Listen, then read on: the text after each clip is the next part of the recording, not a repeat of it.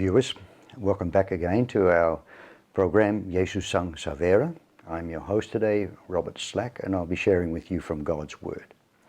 Now, in our last program, I was talking about King Saul and some of the problems that he had with his character.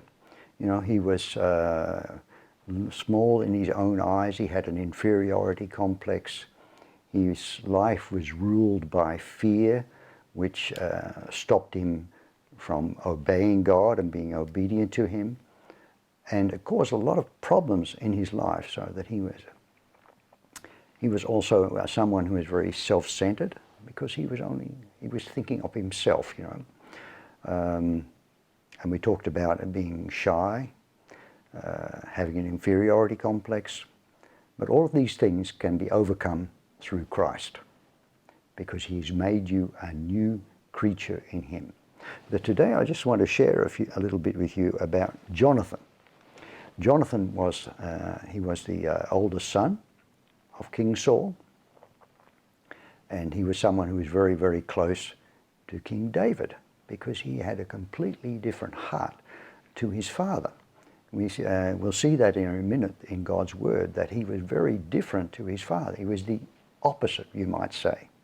So it doesn't, and this proves actually from the Scriptures, that it doesn't matter what sort of circumstances you grew up in, God can change you, because it has to do with the choices that you make.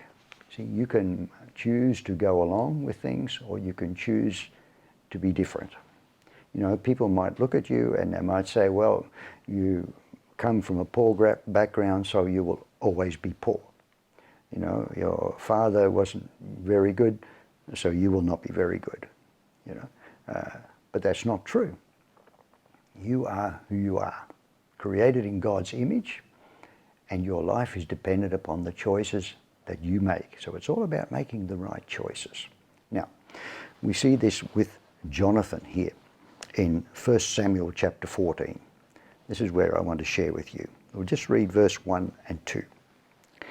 Now the day came that Jonathan the son of Saul said to the young man who was carrying his armor, "Come, let us cross over to the Philistines' garrison that is on yonder side." But he did not tell his father. And verse 2 says, "And Saul was staying in the outskirts of Gibeah under the pomegranate tree, which is in Migron, and the people who were with him were about 600 men." So we see a big difference here between Jonathan and Saul. Jonathan was moving. Saul was just sitting or staying in the one place. You know, Saul was thinking about numbers. You know, that's one thing that caused him to disobey Samuel's command and to offer sacrifices before Samuel came, because he saw all of the people were leaving him, you know, because they were afraid of the Philistines. They looked at the huge army of the Philistines that was gathering, and they were afraid. They went and they hid themselves in the rocks and in caves, the Bible tells us. Some of them even crossed the Jordan River to the other side because they were so fearful. And Saul, he was looking at the numbers of his army, and he was seeing them, you know, every day the numbers were getting smaller and smaller. And so his confidence was becoming smaller and smaller as well. He was losing faith. He had no trust that he was going to be able to win this battle with the Philistines. But we see a different attitude with Jonathan. You know, Jonathan just said to his armor bearer, "Come, let's cross over there. There's a garrison of the Philistines over there. Let's go over there and we'll see what God can do." You know, we read this in verse 6. And it starts there. It says there, and then Jonathan said to the young man who was carrying his armor, "Come, let us cross over to the garrison of those uncircumcised. Perhaps the Lord will work for us, for the Lord is not restrained to save by many or by few." Now, that mightn't seem like much, but this is a very important statement here. It's a statement of faith. You know, he's not counting on numbers, you know, like his father. He's not thinking, oh, is my army going to be big enough to be able to stage war with the Philistines and win. He's not interested in numbers because he realizes, he knows his history, and he knows the great victories that God has brought about with few people. I'm sure he thought about Gideon, one of the judges. When God called him to go out and defeat the Ishmaelites and their companions who'd come into the land, they were like locusts. There were so many of them, and so he called the people together, and 30,000 people turned up. God said, that's much too many, so tell the people who were afraid to go back home. Oh, still 10,000 people remained, and there were more than 120,000 of the enemy. But God said, it's too many. So he took them down to the little stream there, and God told him to observe how they drank water. And he said, look, the ones who scoop it up in their hand and lick it like a dog, you set these people apart. And there were only 300. So God said, okay, with the 300, I can defeat 120,000. God, and he did. See, God is not limited by numbers. What he's limited by is the lack of faith in his people. So if we're prepared just to believe God, he can do tremendous things through one person. And that's, see, we're here in the life of Jonathan. Another thing that you need to notice, he says here, let us cross over to the garrison of these uncircumcised.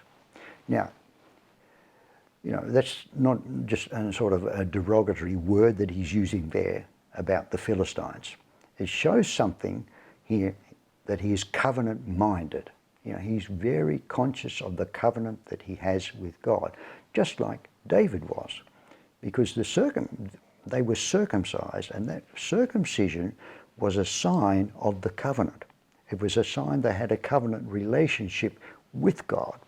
So the Philistines, because they weren't circumcised, it proved they had no relationship with God.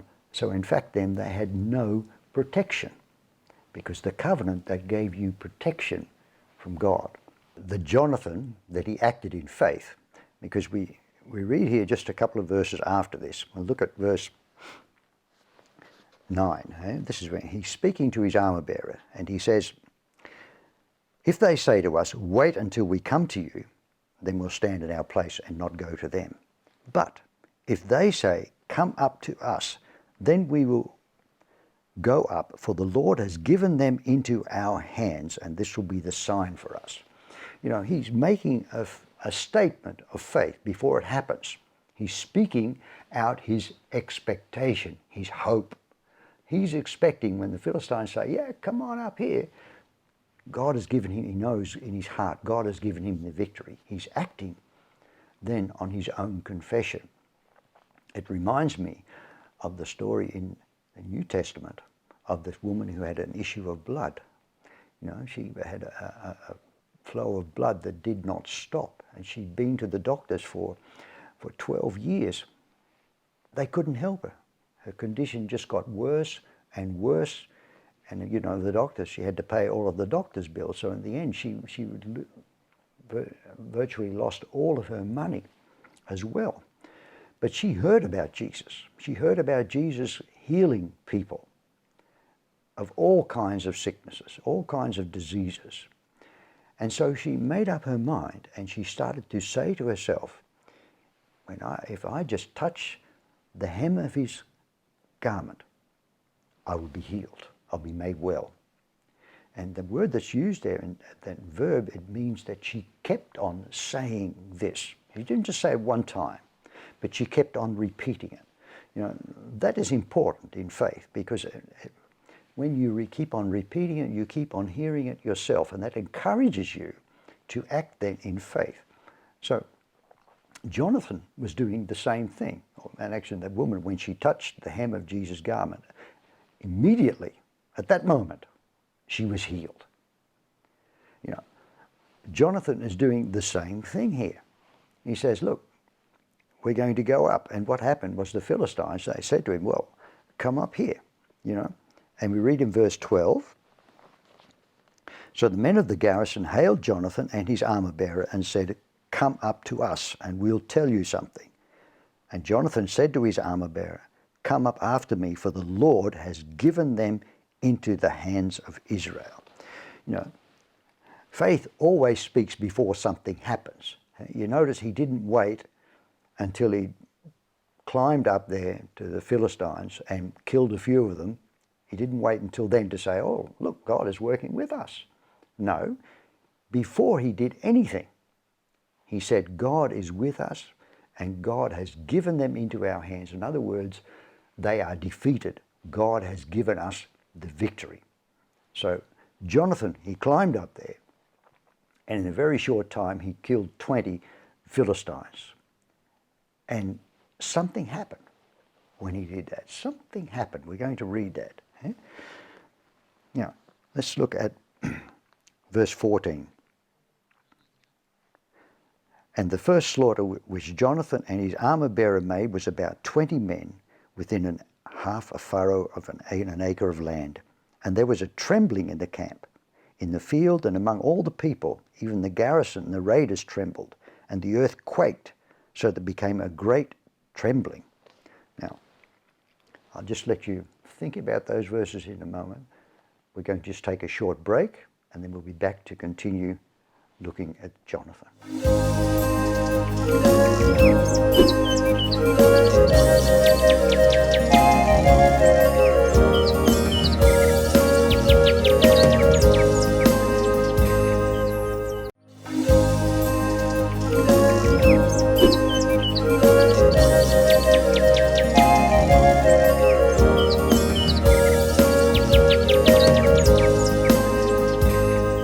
Well, welcome back after our short break. Now, we just read these two verses in 1 Samuel chapter 14 about what happened when Jonathan stepped out in faith.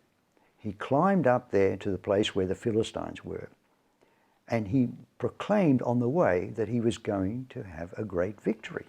And that's exactly what happened. We see here that, hey, at the first slaughter, he killed about 20 people, and something miraculous happened at that moment. You know, it says, I'll read it again, verse 15. It says, "There was a trembling in the camp, in the field, among all the people. Even the garrison and the raiders trembled, and the earth quaked, so that it became a great trembling." Now, what happened? God caused an earthquake to come. But it started by Jonathan just taking that simple step in faith to go up and fight against the Philistines. You see, God just needed one man to rout that whole army of tens of thousands of Philistines. You know, God can just, it tells me to me, God can do anything through you or through me. You know, a lot of people think that they are waiting on God. You know, they're waiting for God to do something, and then they will act. You know, I have several people that I've known in my life, you know, who God has called to do something, and they know that as well. But what is the case? These people, they have like a wish list. You know, they have a list of things that God has to do for them first before they will be willing to obey God and do what He says. But that's not right. You know, so they're waiting for God to do something, but what actually happened is God is waiting for them to be obedient and to step out in faith, you know, just to trust Him. You know, Jesus told the story about a farmer who had two sons, and he said to the first one, he said, "Look, you go out and work in the field today."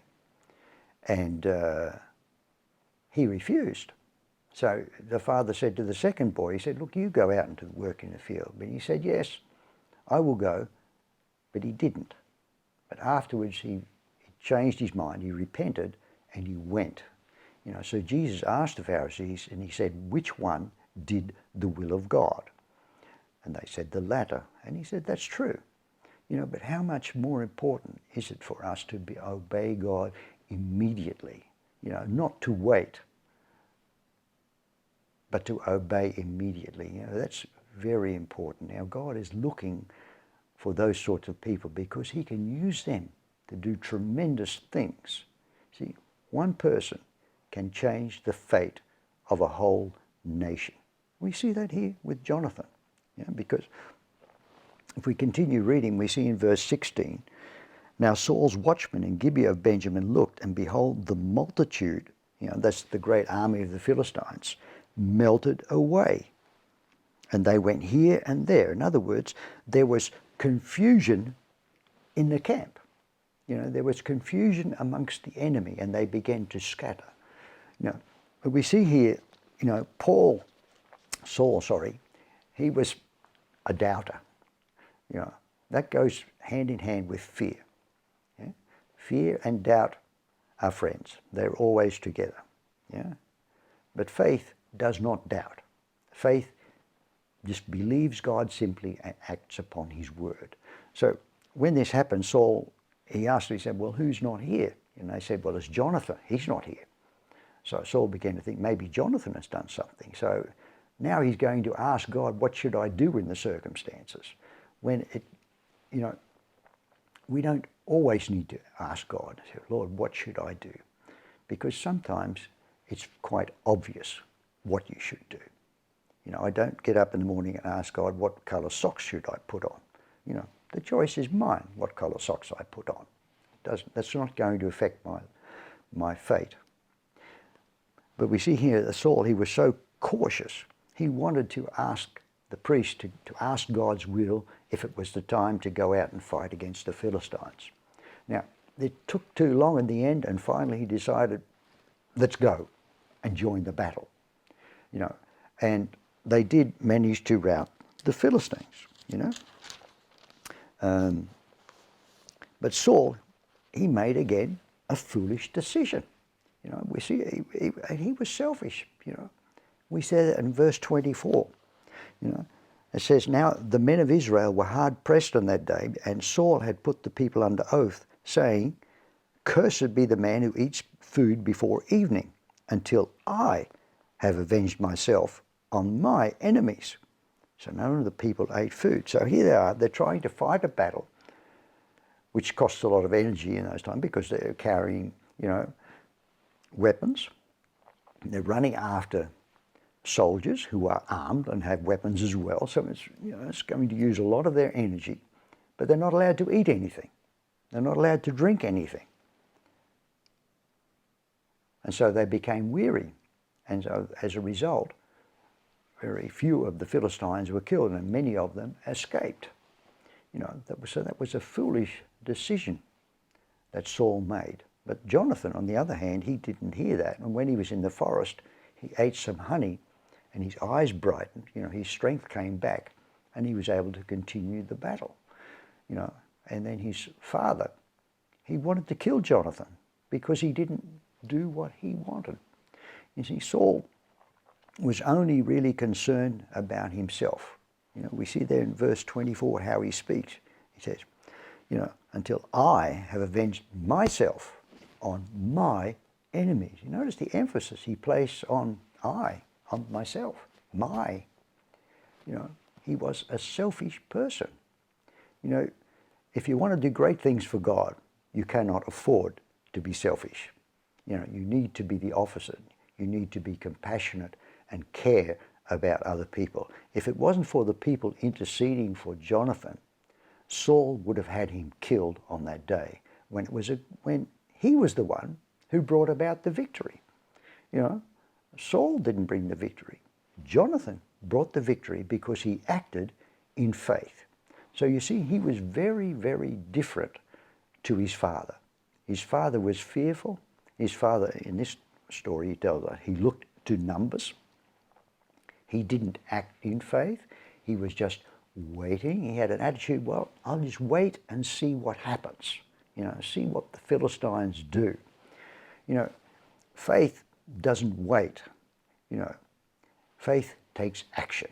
It steps out and it does something. And that's what Jonathan did when he just said to his armor bearer, look, let's go up and fight against the Philistines.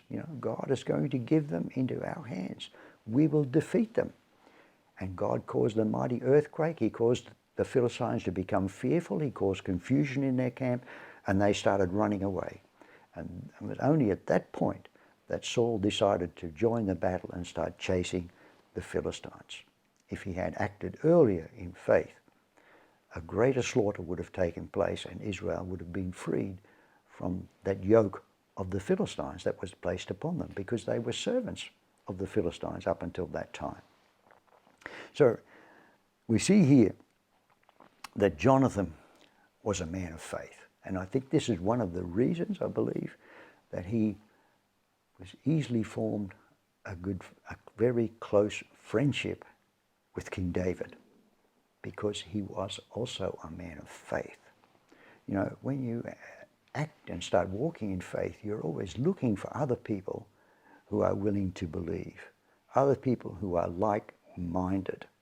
If you are fearful and a doubter, you will also seek other people who are fearful and have doubts about things. See, doubt withholds you from doing God's will. Fear withholds you from doing God's will. And fear is the number one weapon that the devil would use to keep you from doing what God wants you to do. But once you break free of that, you're able to step out in faith and to do what God wants you to do. And then you come into real freedom. You see, God has promised us freedom, but we have to do our part and he will do his part. So don't sit back and say, I'm waiting on God. I'm waiting for God to do something before I can do something. No, you're not waiting on him. He's waiting on you. He's waiting for you to act and to, according to his word, to do his will.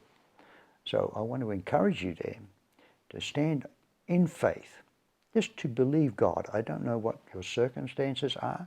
Maybe you are sick, but you can stand upon God's word.